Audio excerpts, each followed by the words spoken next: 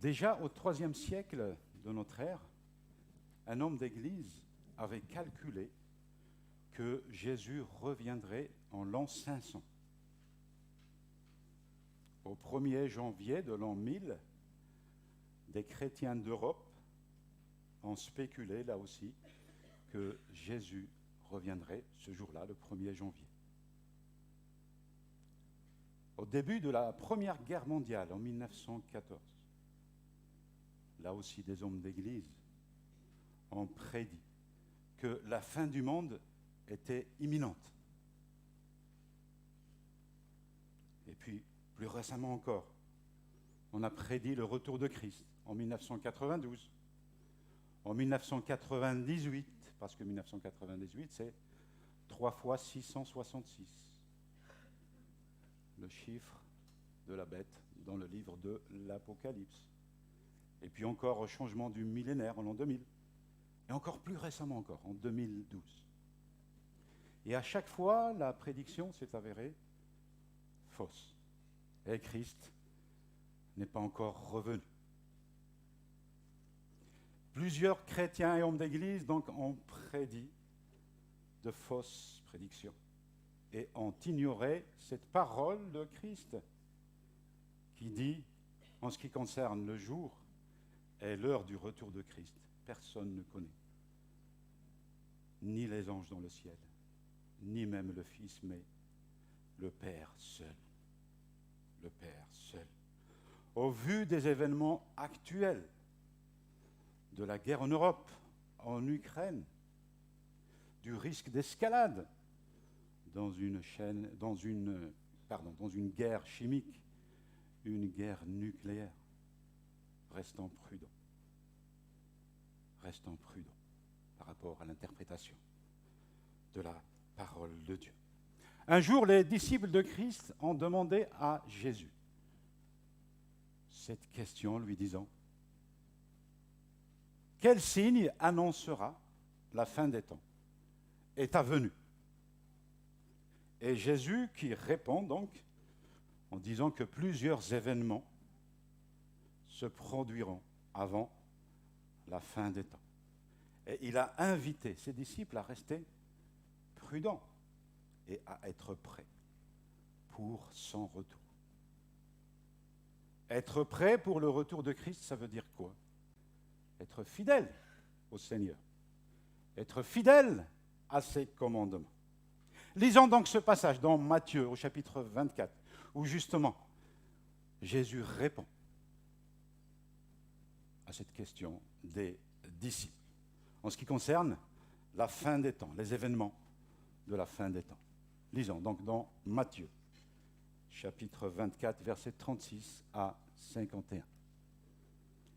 Matthieu 24, 36 à 51. Pour ce qui est du jour et de l'heure, personne ne les connaît, ni les anges des cieux, ni le Fils, mais le Père seul. Comme au jour de Noé, ainsi en sera-t-il à l'avènement du Fils de l'homme. Car dans les jours qui précédèrent le déluge, les hommes mangeaient et buvaient, se mariaient et mariaient leurs enfants, jusqu'au jour où Noé entra dans l'arche. Et ils ne se doutèrent de rien, jusqu'à ce que le déluge vienne et les emporte tous. Il en sera de même à l'avènement du Fils de l'homme. Alors de 2 hommes qui seront dans un champ, l'un sera pris et l'autre laissé. De 2 femmes qui moudront à la meule, l'une sera prise et l'autre laissée. Veillez donc, puisque vous ne savez pas quel jour votre Seigneur viendra. Sachez-le bien, si le maître de la maison savait à quelle veille de la nuit le voleur doit venir, il veillerait et ne laisserait pas percer sa maison. C'est pourquoi vous aussi, tenez-vous prêts, car le Fils de l'homme viendra à l'heure où vous n'y penserez pas. Quel est donc le serviteur fidèle et prudent que son maître a établi sur ses gens pour leur donner la nourriture au temps convenable?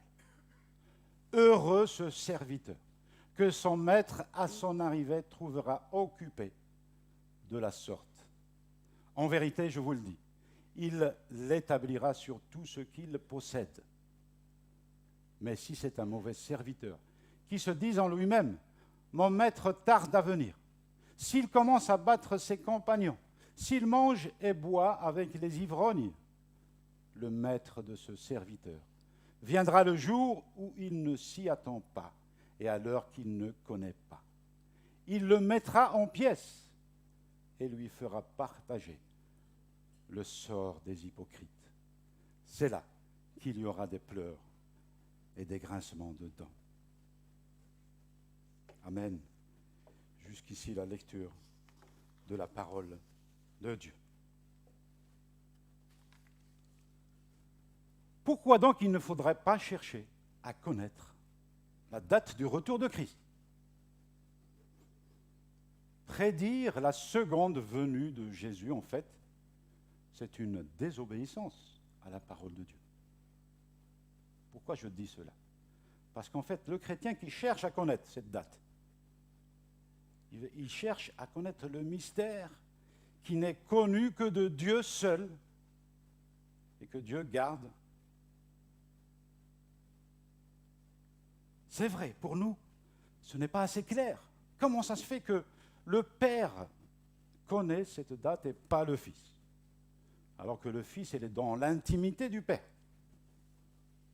Le Fils de Dieu est Dieu. C'est une question difficile, mais voici mon interprétation. Jésus a choisi de limiter ses pouvoirs divins lorsqu'il était sur terre. Lorsqu'il s'est incarné.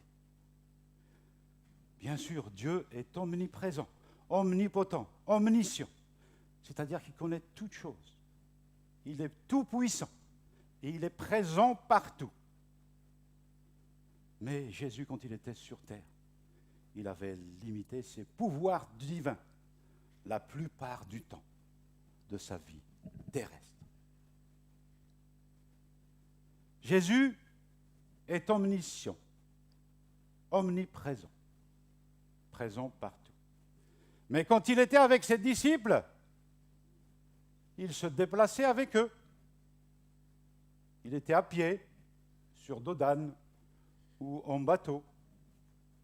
Quand il était à Capharnaüm et allant à Jérusalem, il ne disait pas à ses disciples « Ciao, je vous attends à Jérusalem dans 2-3 jours ». Il pouvait utiliser ses pouvoirs divins.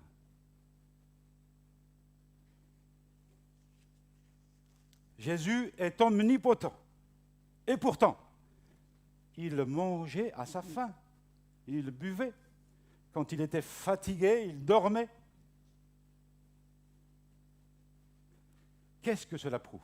Cela prouve véritablement sa vie en tant qu'être humain d'une manière authentique. Si en effet Jésus avait utilisé ses pouvoirs divins sur terre, la crucifixion n'aurait pas causé la douleur. On ne pourrait pas dire Christ a souffert pour nous. Si Christ n'avait pas de désir corporel, comme manger, comme avoir envie de boire, de dormir, la parole de Dieu n'aurait pas dit que Jésus a été tenté en tout point comme nous tous, en tant qu'être humain. Mais Jésus, justement, a limité ses pouvoirs divins pour vivre une véritable vie humaine, authentique. Authentique. Jésus, donc, ne savait pas véritablement la date de son retour quand il était sur terre. Il n'avait pas besoin de la connaître, d'ailleurs. Et nous non plus.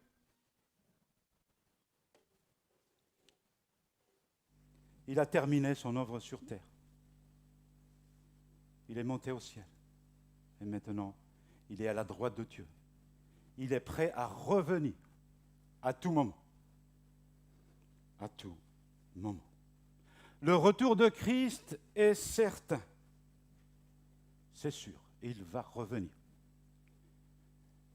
Et sa deuxième venue n'est pas pareille comme sa première venue.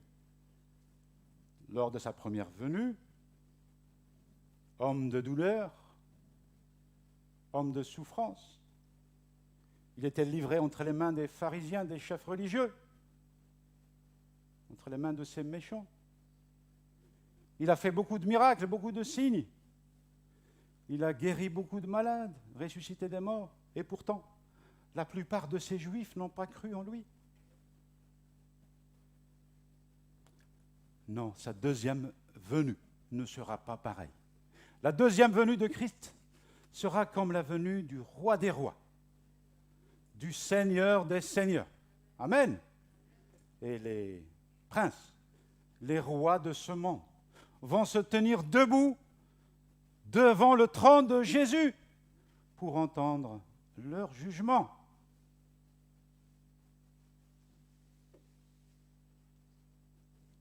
Oui, le retour de Christ constitue le prochain événement de l'agenda de Dieu. Mais alors, qu'est-ce qui est plus important ? Martin Luther, le célèbre réformateur allemand,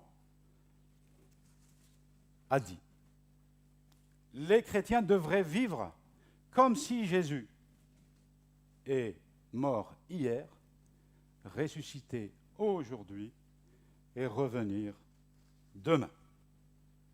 Être prêt, être prudent, vigilant à tout moment. » Effectivement, nous ne savons pas cette date du retour.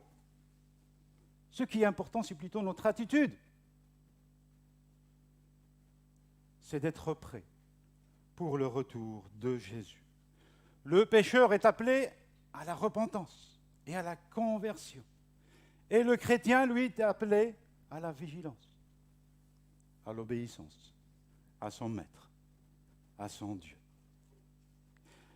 La Bible parle de plusieurs signes précédant le retour de Christ. Quels sont ces signes ? La Bible parle de catastrophes naturelles, de guerre, de bruit de guerre, de persécution des chrétiens, d'abandon de la foi. Des croyants seront séduits par des faux prophètes.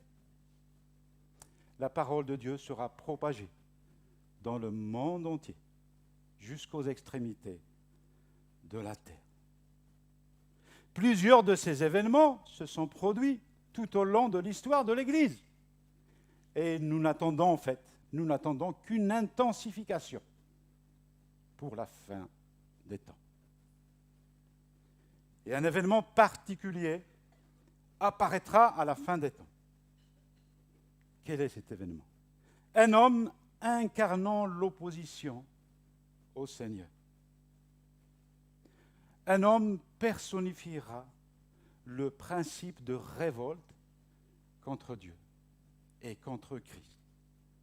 C'est ce qu'on appelle l'Antichrist. L'Antichrist. Lisons dans 2 Thessaloniciens, chapitre 2, versets 1 à 3. 2 Thessaloniciens 2, 1 à 3. En ce qui concerne la venue de notre Seigneur Jésus-Christ et notre rassemblement auprès de lui, nous vous demandons une chose, frères et sœurs. Ne vous laissez pas trop facilement troubler l'esprit ni effrayer. Si quelqu'un affirme que le jour du Seigneur est arrivé, ne le croyez pas. Même si l'on se réclame d'une parole de l'Esprit, d'une déclaration ou bien d'une lettre qui nous serait attribuée. Ne vous laissez tromper par personne, d'aucune façon, car ce jour ne viendra pas avant qu'ait lieu la révolte finale et avant qu'apparaisse celui qui est la méchanceté personnifiée, l'être qui s'en va à sa perte. Plusieurs autres textes bibliques parlent de cet antichrist. 1 Jean au chapitre 2, 1 Jean au chapitre 4, Apocalypse. 12, 13, 14, 17, 20, Daniel 7, Daniel 8. J'aimerais bien citer un résumé d'une déclaration faite à Vaux-sur-Seine, à la faculté de Vaux-sur-Seine, en 1980. Déclaration sur l'eschatologie faite par les éminents professeurs comme Henri Blocher, Samuel Bennetroux, Émile Nicole, lui qui est toujours en activité à Vaud, Horton, Winston et d'autres. Voici ce qu'ils ont déclaré au sujet de l'Antichrist. Je cite. « C'est la venue d'un Antichrist personnel à la fin des temps, mais dont l'esprit agit dès à présent. Ce personnage semble devoir être à la fois l'homme d'un christianisme apostat et du pouvoir politique déifié.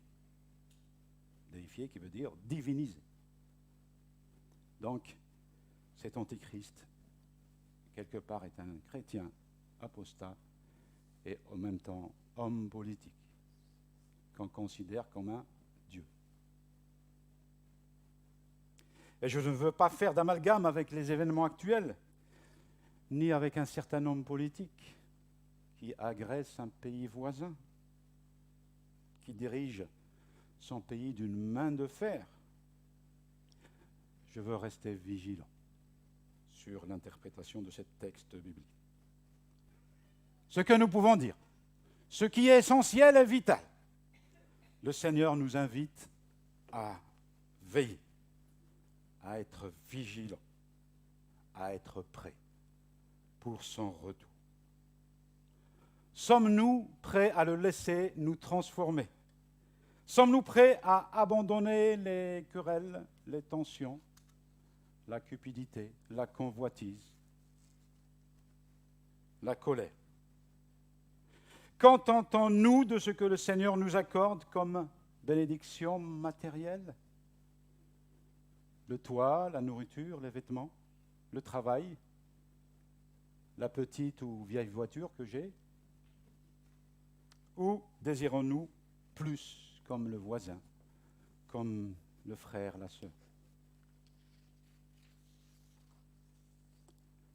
Sommes-nous prêts à être véritablement dépendants du Seigneur, dans les grandes comme dans les petites choses? Priez. Priez.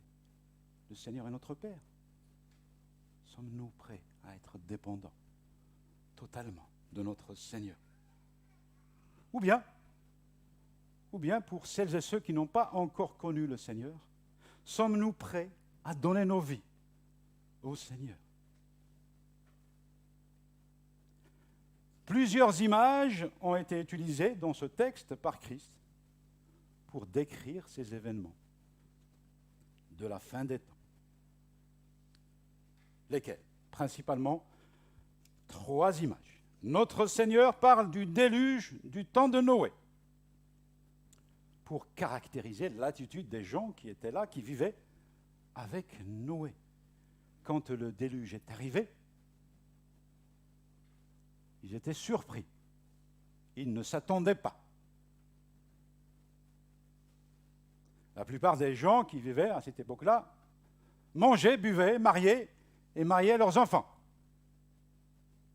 C'est ce que nous faisons encore aujourd'hui. La seconde image que Jésus illustre est celle d'un maître de maison qui veille, mais qui ne sait pas justement quand est-ce que le voleur viendra pour dérober, pour cambrioler, pour percer. Parce qu'à l'époque, on perçait les murs et on rentrait par le mur pour voler. Ici, ce n'est pas Jésus qui se compare à un voleur, mais la comparaison, c'est plutôt au niveau de l'imprévisibilité, au niveau de l'action furtive, de la surprise. Parce que si le voleur sait qu'il est attendu à telle maison, il ne va pas y aller. S'il sait qu'à telle heure, on l'y attend, il ne va pas y aller non plus. En fait, c'est justement cette furtivité que Dieu compare ici. Et la troisième image est celle d'un serviteur fidèle et prudent que son maître établit pour donner de la nourriture aux gens. C'est ce que nous dit le texte. En train de donner de la nourriture aux gens. Ce serviteur fidèle et prudent. Comment comprendre cette image?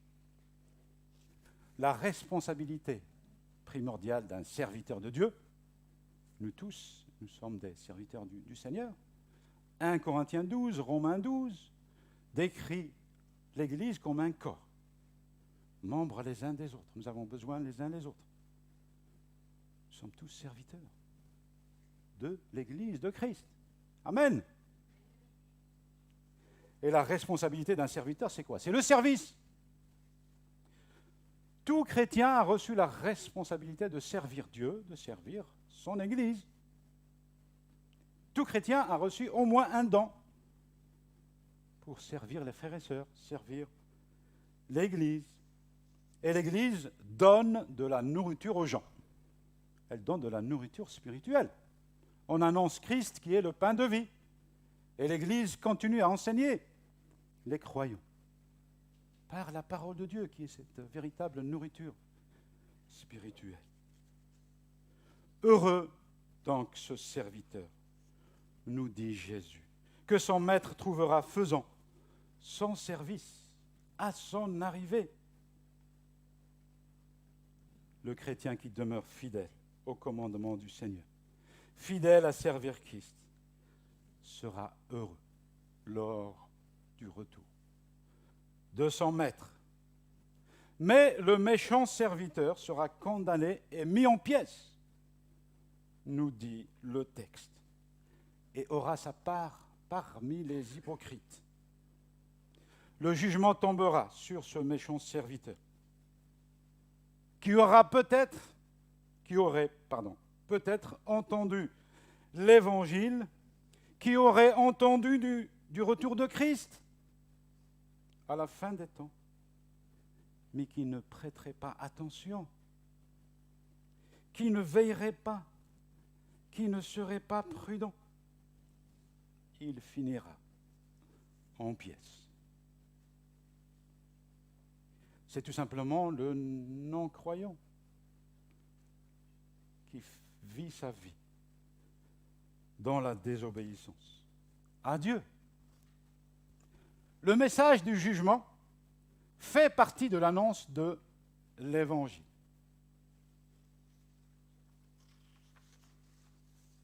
En effet, Christ offre le salut gratuitement aux hommes et aux femmes qui se repentent et viennent à l'accepter dans leur vie.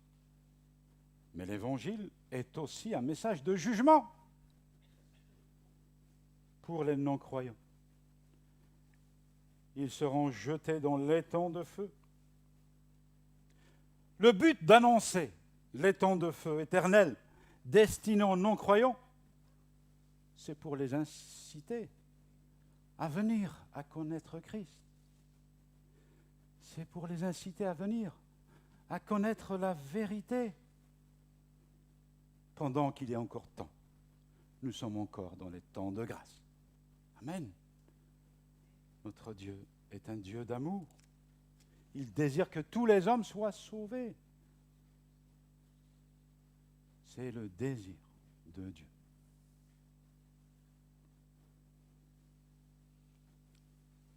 Et le Seigneur donnera aussi au chapitre 25 de ce même évangile une parabole sur la même idée de la vigilance et de la veille. Cette parabole est celle des 10 femmes vierges qui ont des lampes pour aller à la rencontre de l'époux. 5 d'entre elles sages et 5 d'entre elles insensées. Elles n'ont pas assez d'huile pour veiller avec leurs lampes. Comme l'époux tardait, seules les vierges sages avaient assez d'huile pour garder les lampes allumées à la rencontre de l'époux. L'époux, c'est quelque part Christ.